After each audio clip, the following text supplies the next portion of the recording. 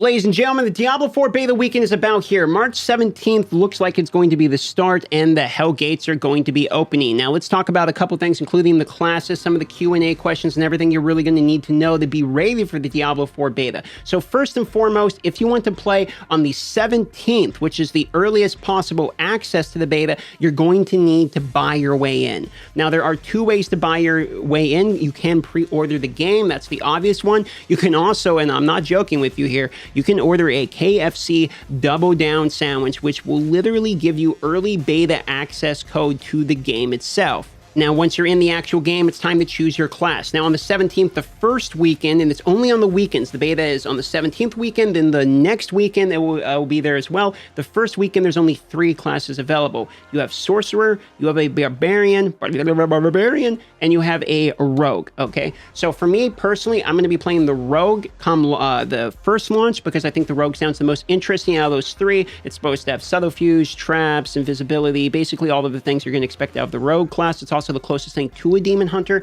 So if you're familiar with Demon Hunter, that would be the class for you. Barbarian and Sorcerer will follow very much the staple Diablo experience. Sorcerer will have meteorites that will come crashing down. You have the beams, all the standard stuff, okay, that you have there. Barbarian obviously is going to have shouts, dive in, and also the armor looks really good on Barbarian too. So for the first weekend, I'll be playing Rogue. Then the next weekend is coming up, and this is the open beta. So you don't have to buy your way into the early access on this one. And for this open beta, you have access to 2 more additional classes as well as the previous 3. They will be adding on the Necromancer and the Druid as well. So if you're interested in playing the OG Necromancer class, or if you want to play the Druid, it's going to be a little different than it was in Diablo 2, but if you're wanting to play the Druid, that will be on the next weekend. Now, keep in mind, if you're going to play both weekends, you want to at least get 1 character to level 20. So maybe you want to play the first weekend, get to level 20 on some class just so you have it out of the way. So if you run out of time on the next class, on the next weekend, you have that level 20. And you might be wondering why. If you hit level 20 during the beta, you will receive this right here, which is the Beta Wolf Pack. This is actually a cosmetic only that will go on your back like a backpack, and it's going to have a little puppy wolf in there it looks like a great meme. So for that reason, the first weekend, focus on at least hitting level 20. That way it's out of the way, and you can test out the other classes if you want to coming the next weekend.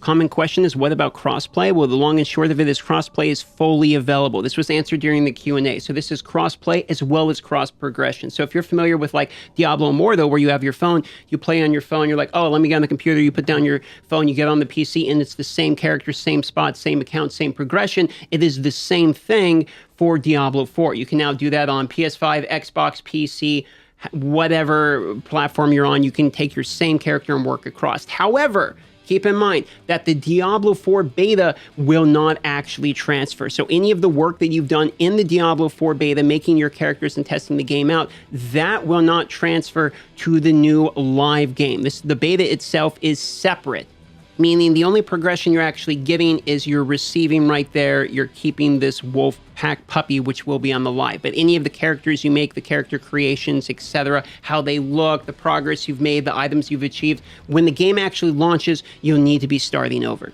If you do want a leg up when it actually launches, do keep in mind that if you purchase the Digital Deluxe or Higher Edition, you will get up to 4 days early access before the launch of Diablo 4, meaning pre-ordering is better than getting the KFC Double Down sandwich if you want access, because you both get the beta access as well as when the game actually launches. If you have the Digital Deluxe, you get 4 days early access to Diablo 4. We all know 4 days on an MMO is insane. Hardcore grinders are going to hit in-game before people even pick the game up. If you finish the prologue, you will also receive a title from playing through the beta as well, which will carry with you into the full game. A couple points I want to point out here is the co-op communication will be enabled during beta, meaning both text and voice communication will be enabled during the beta. Keep in mind, this is actually an MMO. So if you're familiar with Diablo, you're probably used to single player, party-based type of experiences. This is an MMO. You will run into other players playing this game, and you will be able to communicate with them. Another point to point out here is if you're going to be playing on controller, they've been putting efforts into trying to making a target lock available on controller to be able to make accuracy of actually aiming skills on controller a little bit better than it was prior. And I think this is an interesting point too. The crafting system is more of an in-game system in this type of game. Instead of making it where it's just you start the game and you just craft all your items from the start, essentially it's more of the MMO style where the in-game item modifications, enhancements, etc. come from the crafting skill. Now, a lot of the people that are employees and some of the heads will be playing Druid. There's a lot of Druid players. I myself am also going to be playing Druid. Now, they have some details they break down the mechanics here, but Druid has a really cool boon mechanic, which is effectively you unlock up to 4 boons, which if you have all 4, you can unlock a 5th boon through these spirit animals that you're effectively giving these items that drop when you're slaying monsters. You're rewarded to these spirit boons, or these spirit animals. They give you the boons. You get all 4. You choose 4. You then get a 5th one. The 5th one looks like it's not going to be available in beta because it's more of an in-game thing. It'll take too long to get there, but that's effectively how the Druid's going to work with the boon system. They also mentioned that the Return to Darkness is sort of their model for this game thematically, both in color palette as well as lore, voice acting, etc. They're really trying to keep it more of a darker looking game. So that way, if you're actually playing the game, it is much more similar to how you would think the Diablo experience would be. Instead of, seeing all these bright colors and everything, they're trying to keep the color palette a little bit darker. That's why if you've heard some of the feedback from the beta, etc., people are like, man, the game is really gray. That's on purpose.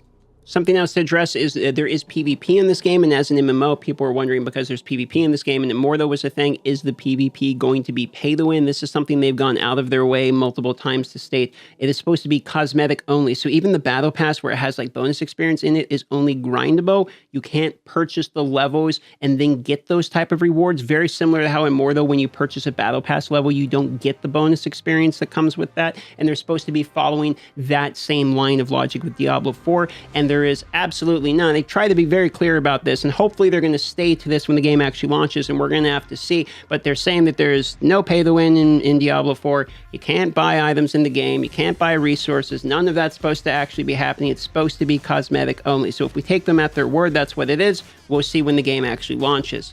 Now, for me, I've got about 700 videos here, and most of these are on Diablo and more, though. So when Diablo 4 comes out, I'm going to be taking the time to take a break and try out D4 through the beta weekend. So you're going to be seeing me live streaming Diablo 4. I'm also going to be having videos, guides, all of the stuff that I'm already doing for Immortal, only I will be covering Diablo 4 this time and seeing how it's going. Won't be dropping Immortal because there's still 3 months between when the beta ends and when D4 actually fully comes out. And then I'm going to use this beta experience to really go hard and see if it's the game for me. I could love it. I could hate it. I don't know. But what I will tell you for a fact is that the Druid looks pretty good, and I'm mostly excited about getting my hands at the Druid at the moment.